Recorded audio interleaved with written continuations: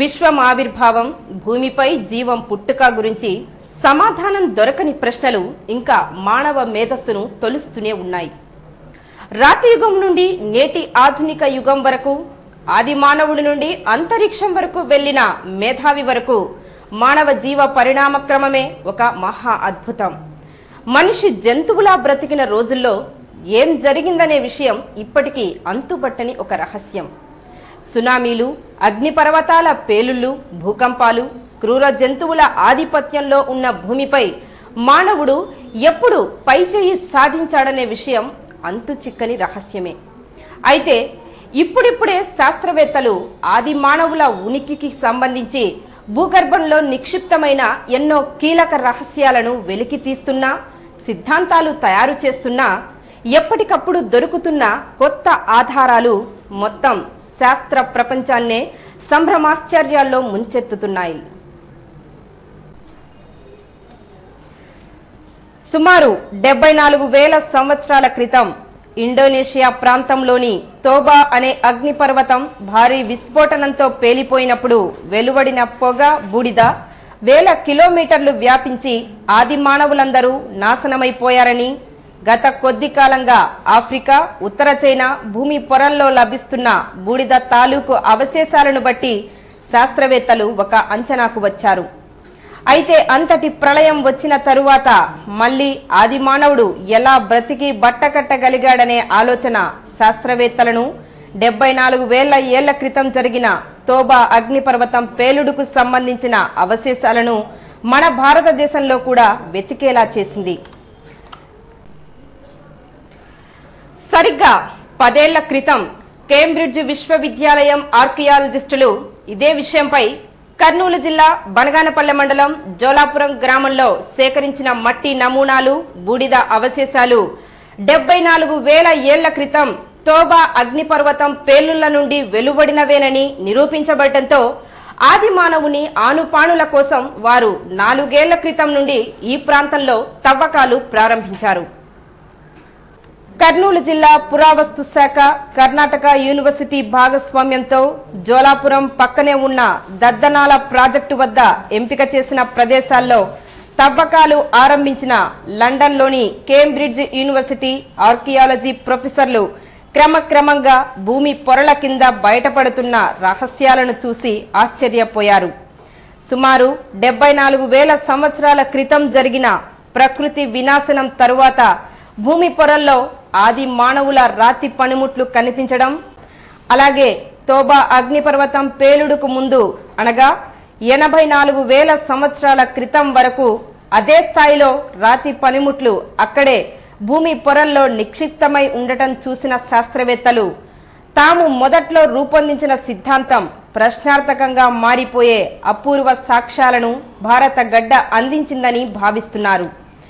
తోబా అగ్నిపర్వత తాకిడికి ఎన్నో వేల మైళ్ల దూరం ఉన్న ఆఫ్రికాలోనే ఆది మానవుడితో సహా జీవజాలం సమస్తం నాశనమైపోగా, దగ్గరలో ఉన్న భారతదేశంలో జీవం మనుగడే ప్రశ్నార్థకమని భావించిన శాస్త్రవేత్తలు అగ్నిపర్వతం పేలుడుకు ముందు, తరువాత జోలాపురంలో జీవించి ఉన్నారనే అపూర్వ సాక్ష్యాన్ని ప్రపంచానికి బహిర్గతం చేయడంతో జీవ పరిణామ క్రమంపై శాస్త్రవేత్తల్లో ఉన్న ఎన్నో సందేహాలకు సమాధానాలు దొరికినట్లయింది. కర్ణాటక యూనివర్సిటీకి చెందిన ఆర్కియాలజీ విభాగ స్టూడెంట్ జనార్దన్ మాట్లాడుతూ, కాలగర్భంలో కలిసిపోయిన తోబా అగ్నిపర్వత పేలుళ్ల అవశేషాలు, రాతియుగం నాటి పనిముట్లు భూమి పొరల్లో ఎలా బహిర్గతమయ్యాయనే విషయాన్ని వివరించారు. About 2 meters depth, and this up to here 10 centimeters. This is modern soil, and below this we have calculated all this here, and then again we have thick deposit of clay with hardest one, and then after that we getting gravelly and with calcite layer, and then again we getting this clay with hard then. Then after that we getting lots of calcite level gravelly layer, and then this layer below this layer clay mixed with ash. This layer clay mixed with ash. After that we getting this tuber ash layer, pure tuber ash. Below the pure tuber ash, we have this paleosoil. In this paleosoil, getting lots of tools of Middle Paleolithic artifact. This is a limestone artifacts made of flake. You can see the some retouches here. These are the tools of this is the retouch flake on there. Actually, this is a flake made by limestone. These are tools of Middle Paleolithic.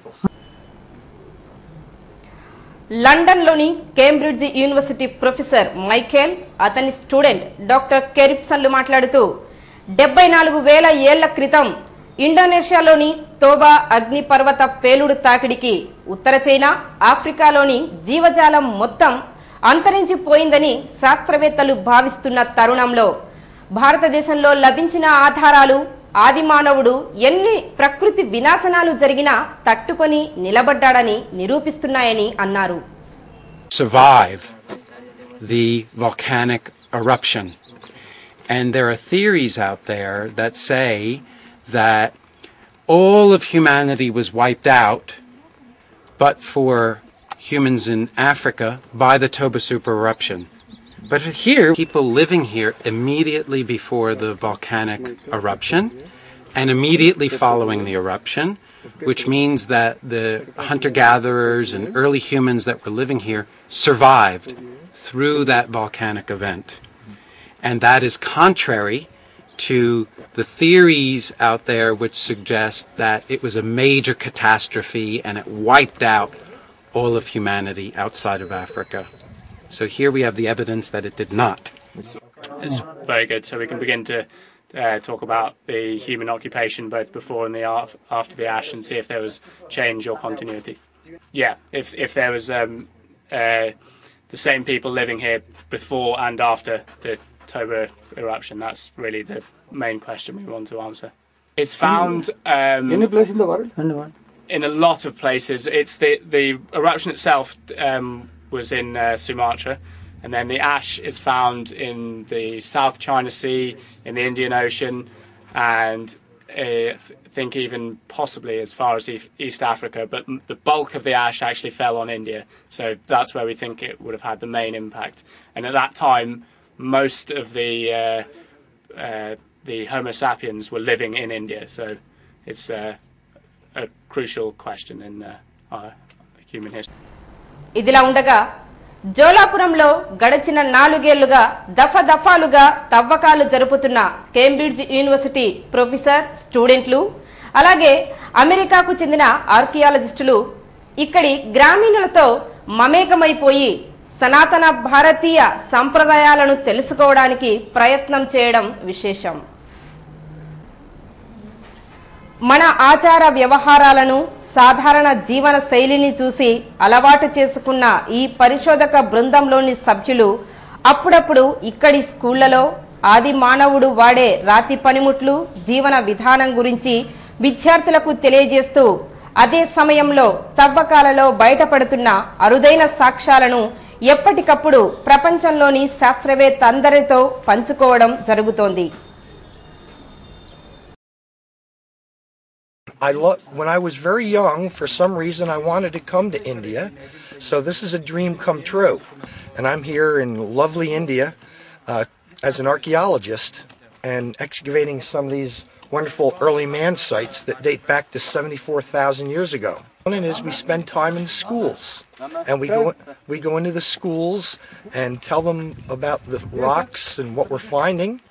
And we also have special days when all the school kids come on out to the sites and they can dig in the sites and they can screen, and that way we all learn together.